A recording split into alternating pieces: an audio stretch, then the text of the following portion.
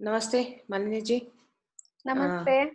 and Sorry, my hands are not free. No I'm holding worries. the phone with one hand, but namaste to everyone and thank you Okay, for having me. sure. So, on the occasion of Teachers' Day, we are meeting, and I really welcome you with warm heart, and everyone is excited to speak to you. As I said, many were excited, including Rajesh Padmarji, that you are going to be on my session. And we chose today's occasion because you being a professor, and that too a new generation professor, would have more to share from teachers' point of view and students' point of view as well. So this is what the background. Today, as everyone is aware, that 5th September we celebrate as Teachers' Day, which is on the occasion of birth ceremony of Dr. Sarvapalli Radhakrishnan, who is from our own Karnataka state, Mysore, and that's a proud moment and also cherishing moment. And he was our first vice president and second president of our nation, and a wonderful teacher himself. So that's the reason we celebrate this day as a Teachers' Day. This is a something known. I'm telling, I know, but still worth sharing with everybody. So I thought I will take little minute to discuss this point as well. Today we have Dr. Malini Bhattacharya ji. It comes with G as it, so I don't have to take any efforts to make it G. She is a professor in Asim Premji University and PhD in political science from none other than JNU. And she was in the profession of teaching for some time now and currently pursuing her lecturership in the university. Also, she is a well sort of speaker when it comes to the topics like politics, religion, and humanity and nation. So I thought I will take the opportunity to invite her on this session and hear her views on teacher itself. So once again, welcome. Thank you. Anything that I missed while introducing you? Not at all. You've been way too generous. Thank you, Ketki. My pleasure. So first come first. I never make a list of questions for my any case, but for you, I made a list of questions. Okay. So first question is, generally, girls opt for science, home science, or medical, engineering, and maybe teachership. Right. Why did you go for a subject called political science, which has a gray shade itself, everyone knows, and also that too? Uh, do you think that is something you really wanted to do, and it just happened by coincidence? Thank you. Actually, nobody's ever asked me this question, so I'm very delighted to be answering this question, Ketki ji. So to begin with, I never wanted to study political science. I was very keen on English literature, Mm. studying English literature, because my older sister also studied literature, and my father is an avid reader of both Bangla and English. And from a very young age, we were introduced to books and novels and classics. Uh, but I did my 11th and 12th. I studied my senior secondary in a college called Lady Reborn in Calcutta. Mm-hmm. And at that point of time, Lady Reborn College used to have the senior secondary level as well. It no longer does. Uh, but post that, I was very clear that I wanted to study either in Presidency College or Mm-hmm. in Jadavpur University in Kolkata. Those were the two most sought after colleges, at least when I was a student. And I was completely enamored by Presidency College. I still remember the day I went to draw the form. And you obviously know that Presidency College, earlier known as the Hindu College, Yes. has a it has a very prestigious legacy, and Yes. we have Nobel laureates and all kinds of luminaries passed out of our college. So I was completely taken in by the college, Mm. and I had applied for three subjects. I did not get through each. unfortunately. Uh-huh. But I got through political science and philosophy, and Mhm. I decided between the two. I also loved philosophy, Mm. and in fact, I stood first in the entrance exam. But for some reason, I was advised by my family and friends that political science would be a better subject to study for in terms of career opportunities. You know, I could get into perhaps write the UPSC exam or maybe pursue journalism at some stage, and that's how things happened, and that's how I got into political science for my undergrad. And post that, everything that happened, like they say, was history. From there, I moved to JNU and stayed on, did my MPhil, PhD, master's, MPhil, PhD from there. So it's been a natural transition after that. Mhm. Wonderful. So that's how the journey started. Yes. Okay. Now, second question. Now that you are working in Asim Premji University, many of us have heard of that university. Also, Good things, I hope. yes. let's assume so. Uh, Working in this particular subject area and Mhm, the developments around us in political world mhm. provoke you to have your opinion, your agenda, and your views. Mhm. So, how is your institute encouraging you to have your opinion? And also, is there anything that you wanted to say loudly, Mhm. or you wanted to have a word on it, and being a professor, you couldn't say, or you said it? Either way. Okay. Uh, I've been very fortunate to have an extremely good experience at Azim Premji University. Given the kind of horror stories that I continuously hear from my friends and other colleagues who are working in different universities across India, uh, to a large extent, I think because of a variety of reasons, probably one of the reasons could be because we are a private university, it is not as politicized as other public spaces, right? True, But at true. the same time, one also has to understand that the times that we are living in are extremely volatile times. Hmm. The country, not just public institutions or academic institutions, but the country at large is extremely divided and polarized in terms of issues that concern, ideas of nation or the ideas of secularism, ideas of liberalism, tolerance. You are either associated with being sort of pro administration, or you're seen as somebody who is anti, uh, uh, the current political regime, and that has automatically impacted everybody's lives, not just my life, Yes. not just in a university space, but in all possible professional fields that one can imagine. Right. Uh, but at the same time, given that I teach politics and I research on things that are considered to be quite politically sensitive, so my Hmm. area of research is sunk politics, right? And that's Right. extremely volatile, especially in the current political climate. Yes. I do run into trouble once in a while with students, with colleagues, and by saying I run into trouble, that doesn't usually result in fist fights necessarily, Okay. thankfully. But Thankfully, there are yes. yes, but there are disagreements, Huh. and there are ways in which I feel like I need to explain myself much more than I had to do even 2 years earlier. Mhm. But again, like I said, if you walk into a classroom full of students where the average age is around 23, between Hmm. 23 and 25, Hmm.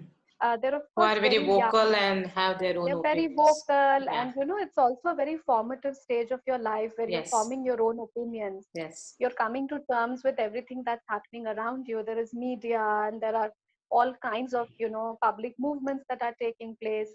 Yes. And it's just not me that they would like to challenge. They challenge my other colleagues as well, right? And Hmm. Hmm. one of the great things about our university is the wonderful diversity that we have in class, right? Hmm. So positively speaking, it also pushes the teacher.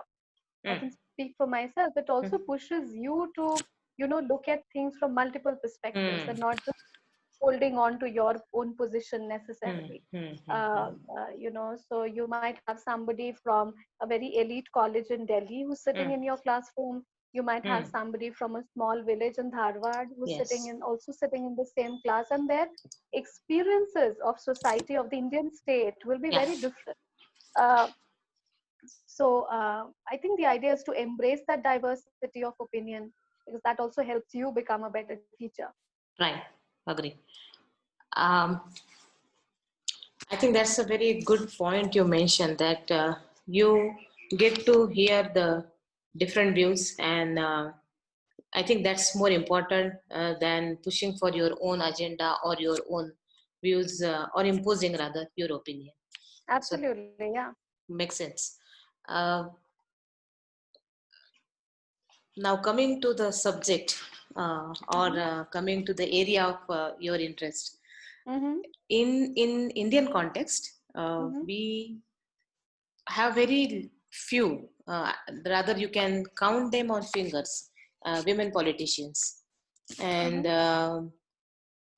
who are there may be many, but very few are independent and courageous to be called independent politician, and Mm-hmm. also with that skill or knowledge. Mm-hmm. How are you welcome as a professor of political science, being a woman? Okay. All right. Uh, I don't know if that's very directly connected to the aspect about there being fewer women politicians. Mhm. Uh, but at the same time, I will say that not just in academia, right, but in Mm, every profession, mm.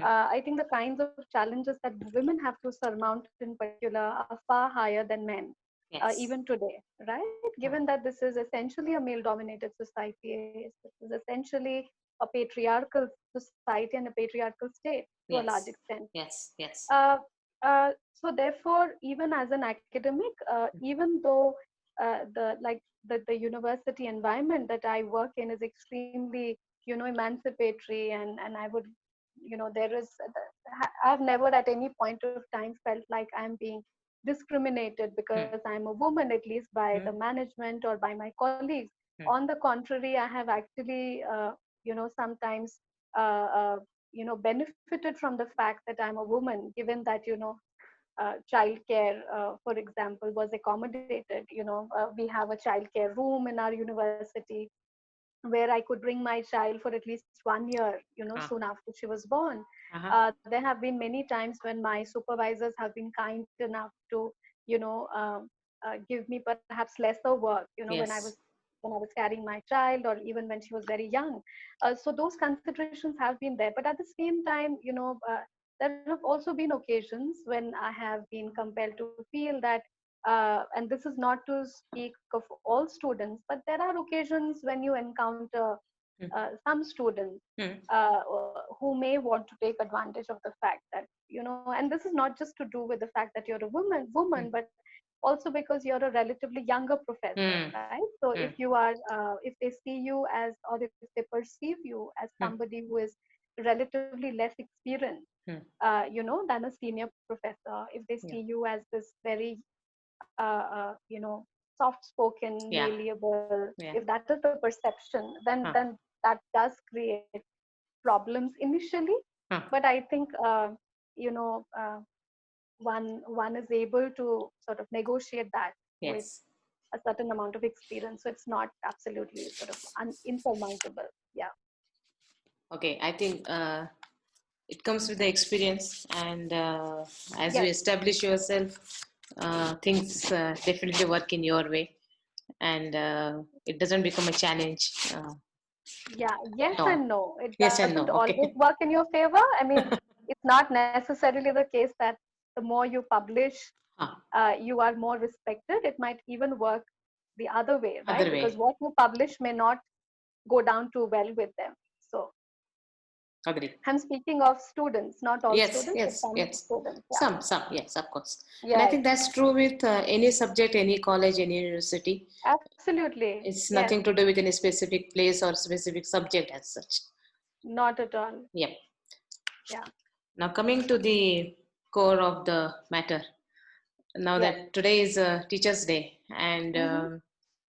the major section of society, or I would Mm-hmm. say, sensitive and conscious section of society Mm-hmm. thinks or believes Yeah. that the sanctity of education system is Mm-hmm. somewhere getting diluted, and Mm-hmm. we do not have the uh, standard or the kind of purified education system we had, which was not Right. only the academic but also a person building or a character building value based education system, which is something Right. missing.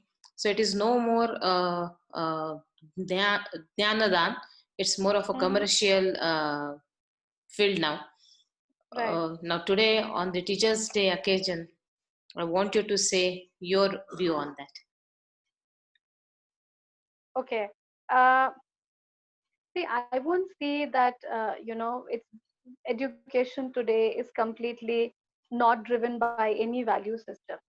I Mhm. think the values have changed considerably, right? Okay. So, and this is how things operate in most societies, right? There is no value that is absolutely intrinsic and absolutely sacred, that Mm, one holds, to be sacred for eternity. mm, As societies change, there are a lot of structural changes that take place in society. So mm, in mm, India, if I had to just name one big structural change which I feel has impacted the education system the most, just like it has impacted all other sectors, mhm, it would be the new economic reforms of mm, 1991, mm. right? Because post that you have privatization being ushered Yes. in, and that has impacted higher education to a huge extent. It has tremendous positives as well as negatives, Mm, right? So mm. speaking of negatives, because you're asking me about, the question is about decadence of values. Yes. Yes. One obviously perceives, at least the distinct shift that I see from being a student myself in JNU, Mm. not so long ago, and now being a teacher, is Yes. that there seems to be a relationship more in the likes of, you know uh, uh, a client and a customer provider and a Mm, client, mm, right? So that's the mm, kind of a relationship that mm, a lot of people seem to have in their imagination when mm, it comes to a teacher student relationship, right? So mhm, the mhm. fact that I'm paying X amount of fees and therefore I expect certain kinds of services, or I Yes. expect a certain kind of efficiency from my teacher, right? Yes. So Yes. in some sense, positively interpreting it, I think it's a good thing that, accountability structures are better now. Mhm, You cannot possibly imagine a scenario where a teacher is bunking a class and not showing up or turning up very late. mm, And that also used to be, very common in our country. But now there are, the accountability structures are very, very much more stringent. And mm, because even teachers realize that you cannot get away fooling around. If you're not turning up for class, there mm, can be a complaint filed against you, or mm, you mm, cannot abuse a student, mm, or you cannot be unfair, you cannot unfairly treat a student. So to that extent, I think it's a positive development.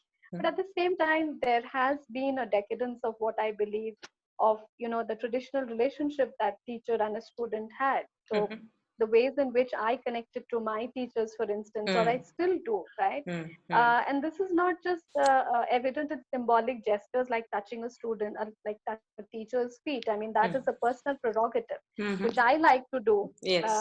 because I have a certain kind of value system which may not align with another person. So that's perfectly fine. But I think what I do sometimes really miss is the lack of mutual respect, uh, uh, uh, and that's again, not a universal thing, Mm, but one does come across quite frequently instances where you feel like, just because you're the teacher, mm, you tend to be taken for granted, and mm, it's almost like, students have the right to say anything and get away, mm, literally, without being bothered about the impact of what they are mm, saying and how they are saying. So it's mm. almost like the freedom of speech and expression Ah. only applies to the student and not to the teacher anymore, which Mm. is a bit unfair. Yeah, Yes. yeah. Yes. Yes, I think I echo your point here. We, as a student, my generation, people was possibly a last generation who were carrying the ethnic way of education and the teacher-student relationship more like a guru-shishya relationship, wherein there was an immense respect for teachers. Somewhere there was a fear as well, and of course teachers were making a lot of impact on my decision making, my career selection, my education, and also the subjects that I like or dislike. It was more dependent on my teachers than my own opinion. So I think that has changed a lot. Children nowadays are more smart because of the exposure or the more awareness they have about the choices available for their career. And also the world has evolved a lot technically, so students have more better understanding than my generation or your generation for that Yeah. matter. They're uh, much more confident, very, yes, very confident, which is yes, a great thing, I think, good you thing, know. and they are quite Yes, aware yes, also what is that they like, what's their passion, and what's that they want to right. choose. So that's a good part, Yes, definitely a good part. yes. Now coming back to little different subject, not different, but other than the agenda, I Mm-hmm. also want to know about your research work on the Seva Mm-hmm. Prakalpa, that you wrote Mm-hmm. a book, and you did a good amount of groundwork on that particular topic. So I want you to Mm-hmm. give little insight about it to the audience. Okay. So my book was published last year, and it's called Disaster Relief and the RSS, Resurrecting Religion Through Humanitarianism. Hmm. And in this book, so I had been interested in understanding Sangh politics while I was doing my MPhil in JNU. Okay. And JNU, as most of us realize, has been a left bastion for a very Hmm. long time. Hmm. That was also the case when I was a student there, and there was a very clear image associated with the RSS. Ah. Even while I was a student there, and before that, I was a student in Presidency College, which was another big left bastion. Yeah. Uh, but what really got me thinking was, how did we arrive at this construction of the Sangh as this communal, anti-minority, vicious, malicious organization that is constantly out to sort of, kill people or Ah. polarize Hmm. communities, um, because That's how it you was know portrayed, at least. yes, exactly. So I was very curious, and I wanted to really dig deeper because Hmm. I had heard about the Sangh from non-academic sources, Hmm. distant relatives, some friends Hmm. who had been associated with the Sangh, Hmm. a slightly different story. Hmm. And that really got me interested. And one of the things that I realized was one of the things that I used to keep sort of telling myself is, an organization that has lasted this long, right, Hmm. from established in Hmm. 1925 with just 5 people, Hmm. and today you have millions of Swayamsevaks, right? Yes, yes. Volunteers across the world, not just in India. Yeah. An organization that has lasted almost 100 years long could Yeah. not have survived on hate alone. Yep. That was my larger assumption. There has to be something that they are doing, Mm-hmm. that's connecting with people, and that has not been somehow recognized, perhaps deliberately, by mainstream academia or by mainstream media. Hmm. Or rather And that ignored, I would say. deliberately ignored. And so Yeah. there's a larger political project for sort of not looking at the compassionate aspects of the Sangh. And Hmm. that really got me intrigued. So Hmm. I chose the idea of Seva or the institution of Seva, and I wanted to explore that in a certain amount of detail because this was an aspect that was not really researched upon as Yeah. much as other aspects of the Sangh had been. So if you look at the literature around Sangh, Hmm. you find a lot of research on, let's say, ways in which street mobilizations, rath yatras, and communal propaganda Hmm. had apparently led to the rise of the Sangh, but you do not find any parallel body of work that looks at the Hmm. humanitarian work that they had done, Hmm. right? Hmm. So Hmm. that got me thinking, and that's how the PhD happened. Mm-hmm. So I chose to focus on Seva during disasters because I had read a little bit about, the kind of work that Swayamsevaks had Hmm. done mm. during the Bhuj earthquake and the Yes, Odisha super cyclone that happened in 1999, right. whether it was cremating dead bodies, Yeah. rescuing people from under debris, rehabilitating people. And perhaps one of the reasons why I got so interested is because my father himself was a partition victim. He Mm. had moved from, current Bangladesh, Ah. former East Pakistan to Mm. India. Mhm. And, Mhm. there is also a lot of, there's a, Anderson and Damle's first book, Mm. Mm. Brotherhood and Saffron, is Mm. where they talk about how the Sangh had, done enormous amount of rehabilitation work for refugees who were fleeing from West Pakistan. Yeah. Uh, uh, sorry, West, so from West Pakistan, that's right. So Yeah. all of that got me intrigued, and that's how the journey started. And post the PhD, which I defended in 2014, the book was out in 2019. Yes, Mm. it's been an incredible journey so far. Yeah, Right. I think, and you also got an opportunity to present it on various platforms, and I did. Yes. yeah, and that's a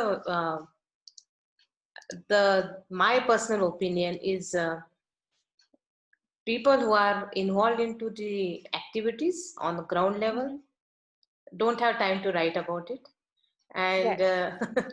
people who are getting benefited definitely will not write about it.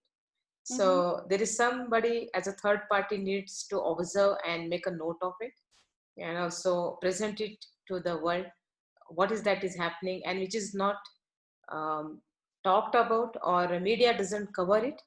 And but there is a lot of enormous work happening silently in the background for the betterment of a human being, and Yeah. I definitely appreciate your work on that. Thank you. I think I just want to add one last thing. I think one of the other reasons that motivated me to write this book was, when I wanted to research on the Sangh, I found two kinds of literature, two Hmm. kinds of books. Okay. So one kind was the books that were written by Sangh leaders themselves, Hmm. right? Hmm. Or people who are members of the Sangh. Ah, ah. And the other set was written by mostly, those academics who were aligned to the left Ah, ideology. ah. And in both these sets of works, I found a bias, right? So those Right. who are members of RSS would only talk about how great the Yes, organization is, yes, and yes, yes. how everything is fantastic, while those on the left would criticize them and not acknowledge anything. So if both these literature, sets of literature were incomplete to my mind, and that's what sort of compelled me to take this on. Perfect. Yeah. That's really a good work, and congratulations for that. Thank you very much. Yeah. Now, coming to the question on Teachers' Day occasion, once again, Hmm. um, with the changing times and changing new norms, and on the background of development, modernization, tech savvy world, and so on, Hmm. do you have any opinion or view on the fact that not an ideal guru shishya parampara, exactly what is our heritage or culture is, but anything near to that solution is available, which will be kind of an equal platform for both. I'm not saying only teachers, but even the students fraternity, who would be like win-win position or happy position for both the sectors. Anything you can think of? Right. No, I think there has to be, I think respect is the bottom line. Huh. One has to, and this is not just for a teacher student relationship, but Mm, in any relationship, mm, even now that I have a child, I realize even with, between a parent and a child, mm. if there is no mutual respect, that Yes. relationship will die beyond a Yeah. point. Yeah. Yeah. Forget about the relationship getting nurtured. So your Yes. relationship with your parents, your Mm, child, your children, your teachers, any adult, any young child that you encounter in your life, mm, you know I think the bottom line is whether or not you are able to listen to each other with a mm. certain amount of respect, even though you may not agree with the other person. And here, which is why I'm not really enamored by the sort of clear hierarchical authoritarian essence of the Guru Shishya Parampara. There are Mm. many great things about the Yes. Guru Shishya Parampara, but at the same time, I don't think, and this is a personal reading, I think the perception that we have today of knowledge that is actively constructed in a classroom environment through the teacher and the student is something that was not very dominant in the Guru Shishya Mm. Parampara. And Mm. I think this is absolutely fantastic. The fact Mm. that, current adult education and to a certain extent even children's education is far more Yeah. democratic than it used to be before. And that obviously needs to be retained and celebrated. Mhm. But at the same time, democracy cannot become an excuse Mm. for, shutting down the other person. Yes. Yes. Democracy and freedom of speech should Mm. not become an excuse for insulting anyone who does Mm. not, sort of Mm. toe your ideological opinion. And that is a huge problem in Mhm. interacting with young adults these days, because they are just not willing to listen, Mm. and they are quick to judge you, and they are quick to bracket you and compartmentalize you as a left winger or a Yes. Sanghi or a left, or a commie or whatever else. Yeah. And that is certainly not acceptable. Yeah. Yeah. Yeah. Agree. Completely agree. It need not be put in a buckets and leave Yes. it the way it is. Today, Yes. I may be having, depending on my experience, I may say good about something and I may criticize something. It's my Absolutely. personal view completely, and Yeah. I don't have to be very loud about it. At the same time, I don't have to impose about it on somebody, and also I need not appreciate or criticize somebody else's view. So I think Sure. Yeah. that's a wonderful approach. Now let us discuss a little bit for a minute a very Mm-hmm. uh, important aspect of education. Mm-hmm. My observation, and I'm sure you would agree with it, is right for basic rights of every human being, or at least in Indian context, Mm-hmm. education Yeah. is something that's very vital and important. It's not only from the career point of view, but also the character building or the Sure. person's Vyakti Nirman, what we call it, is Yeah. education plays a very important role. And Yes. a major section of our society is still deprived of it for whatever reason. It could be infrastructure, it could be financial instability, it could be simply there is no uh, liking for it, or Yeah. it could be poverty, it can be anything. But Sure. there should be some major work required, societal issue it is, and that generates or gives room to a lot of negativity, crimes, and Mm-hmm. also uh, miscreant activities, because they simply don't know the difference between good and bad, Okay. right and wrong, and correct and unethical. So I feel that more, food is definitely the first priority. And if you ask me, people can agree to disagree with me, but education is the second priority, to Mm-hmm. get the employment, to even think in that direction that my progress is essential on every ground. And education only can teach you that what is mean by progress, what is mean by utthapan, what is mean by betterment. So what is that we need to, I'm not asking you a solution, but anything that you can focus on, or you can basically point out in this particular point. Yeah, no, I completely agree with you. And going back to Amartya Sen, development as freedom, his famous theorization around, what is development at the end of the day? It's your freedom to be able to exercise certain choices, and that freedom can only happen when your basic needs are met, right? So food, like you've named, food, shelter, education. I mean, there's a bare minimum precondition that is absolutely essential for any human being to be able to make those choices, Mm. and the ability to make a choice is empowerment, right? Yeah, yeah. However, at the same time, I will also say that it may not be, the relationship between education and growing crime. There might not be such a straight dotted line No, relationship, because no. you see some of the most educated Yep, people, yep, committing yeah, the most heinous crimes. But yeah. of course, for a large segment of society, the chances of a person sort of Misled or misguided. getting misguided is perhaps much less if one is in a more structured Yes, learning environment, right? and In a more positive. educationally empowered to make a right choice, or Exactly. even to understand the difference between right and wrong. Of course, absolutely. I completely agree with you on that. Yeah, Yeah.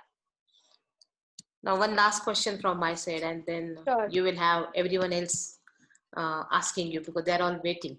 Oh, Uh, great. on this day, Yeah. do you want to remember or say thanks to your teacher, either in school or college or your PhD time? Absolutely. I mean, uh, I'm a product of everything that they have brought to my life. And my mother was a teacher in my own school. Absolutely. So my first sort of gratitude is to her, Uh-huh. because a mother is a lifelong teacher. Of Even if course. she does not educate you formally, in my case, I was lucky enough to have her Whereas as my mother, and as well as a teacher. my formal teacher in school, Yes. and she was one of my best teachers. So of course, I mean, I owe everything to her, and all of the other teachers, all my school teachers, my teachers in Presidency College, Calcutta, Mm. my teachers in JNU, and much as I have a lot of reservations with the larger political climate in JNU right now. Mm-hmm. I have all the regard for my teachers, because, like I said, JNU helped me find my own voice. Yeah. Uh, and that is that, a university is not made up of stones and bricks. It's, Mm. it's, it's the faculty who Yeah. make you who you are. So yeah, Yes. it's a debt that you can never really repay back. Uh, uh, my PhD supervisor, for instance, Mm-hmm. he's also been my supervisor during my MPhil days. So Mm-hmm. it's a lifelong debt Mm. that you are never able to repay back. Mm. Yeah, so yeah, it's a good day to sort of remember all of them with a lot of gratitude, and thank God that I met such fabulous teachers in my life. Yeah, True, true. I know. We remember every at every moment that particular teaching by a particular person.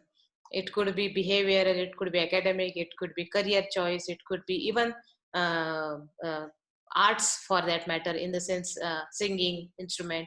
So every teacher has their importance in our life at every moment. absolutely. But as they say that there is a dedicated day for everything. So today being the teachers day, let's say thanks to all the teachers who have made us what we are today, and which includes our parents as well, our Yes, elder siblings also for that matter, and our absolutely. friends as Yeah. well as for that matter. So one last word if you want to say something. Yeah. No, thank you, and thank you for such a great opportunity. I've never spoken about my identity as a teacher, and Uh-huh. I because I've been so engrossed in reading and writing since the past few years Mm. that Yeah. I sometimes forget that the fact that I'm a teacher is a very central part of my professional identity today. And it's so nice to receive so many well wishes from students. Like, I've been getting a lot of messages today from a lot of former students, Uh-huh. and it's really lights up your day, because you feel like, oh, you may have touched somebody's life somewhere. Yes. And so it's really nice. So thank you for the opportunity to speak on Teachers Day, and I feel like I'm being reminded that that a central part of my identity, like I said, is that of a teacher. So thank you, KPG. Sure. Pleasure is all mine. And I am honored to have you on the session today.